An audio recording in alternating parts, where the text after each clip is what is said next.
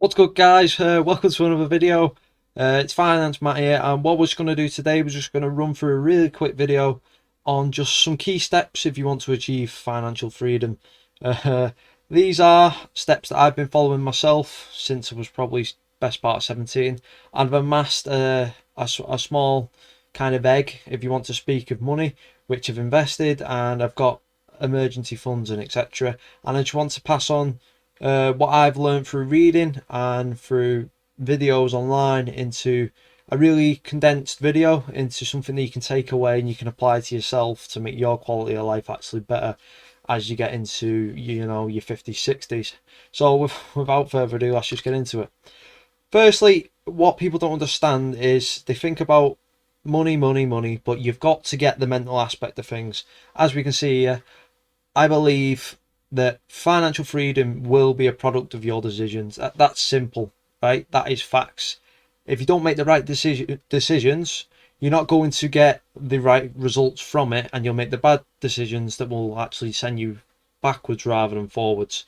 The second one is what people don't touch on is you've got to understand the sacrifices. Yeah, so you've got to understand the sacrifices needed to be taken, which is such as which we'll get onto next. But you've got to understand the sacrifices, and you've got to get them into your head and have them implanted, because there is going to be days where you want to just kind of just give up on it. The next one is something that society's mad on, these two, right? Learn to be focused on yourself, right? Stop comparing yourself to other people and just stay in your own lane. Like, you're going to be on more money or less money than someone else. Someone's always going to be earning more than you. Someone's always going to be getting richer quicker than you.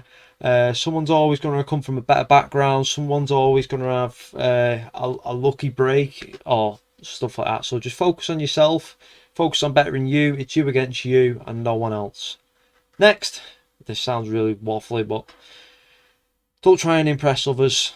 Dead simple. Just stop buying things to impress others, like stupidly expensive cars, expensive clothes, right? Nobody cares what you wear, and you probably won't see them again. Cutting out the crap, right?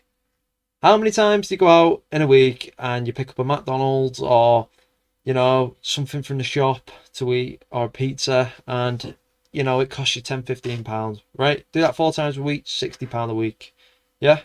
So let's try and not completely cut it out, but I'm talking about halving it, so cutting down. So if you say you eat out 3 times a week, let's try and make that 2, and then try and get it to 1. Don't completely cut it out at all, because it'll just make your life a misery. Next thing, assets over liabilities. Dead simple again. You want to be owning stocks, so like dividend stocks, index funds, not speculative stocks, because you'll get burnt. Try and get into rental properties, REITs, just all the good stuff like that, over financing a car, financing a phone, really just stupid things that you're going to be being the consumer rather than the producer. And another little tip from me is just actually shop around. Say if you are going to buy something online out of your wants and stuff that you want to use, just have a little tipple on Google and just try and find a discount code. They're everywhere at the minute. For example, I bought some shoes the other day. Went online, found a 10% discount code, saved me £60. Dead stupid, dead easy.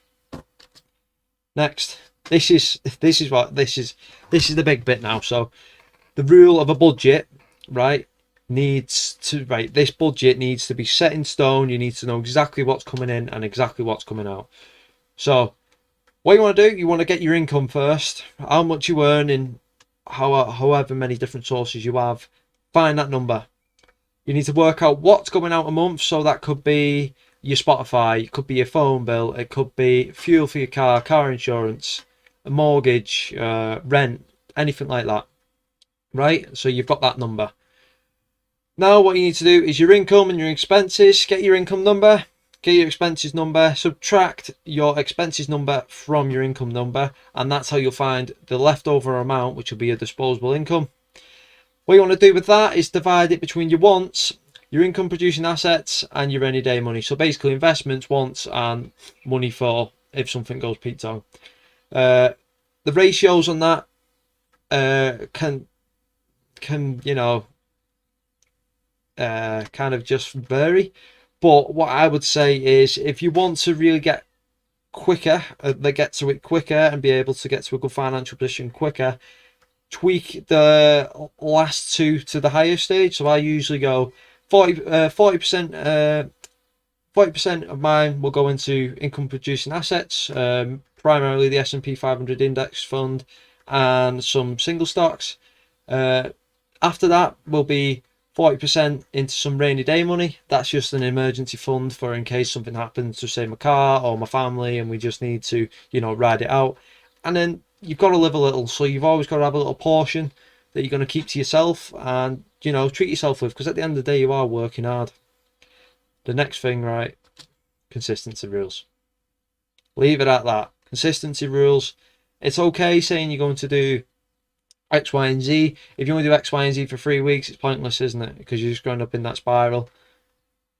Make it manageable for yourself. Make it sustainable, and be consistent over the long term and reap the rewards. Like, take advantage of compound interest in your stocks. Concentrate on getting that bit right, and just be consistent with it. It's really, really not that hard. It just takes a lot of discipline and sustainability to get there. So if you've enjoyed this video, it's just my quick rundown on just what I feel can be implemented into your life to actually make it better. Then leave a like, subscribe, leave a comment on little tips and tricks that you do which save you money or earn you money, and that's how I get financially free. I'll catch you in the next one.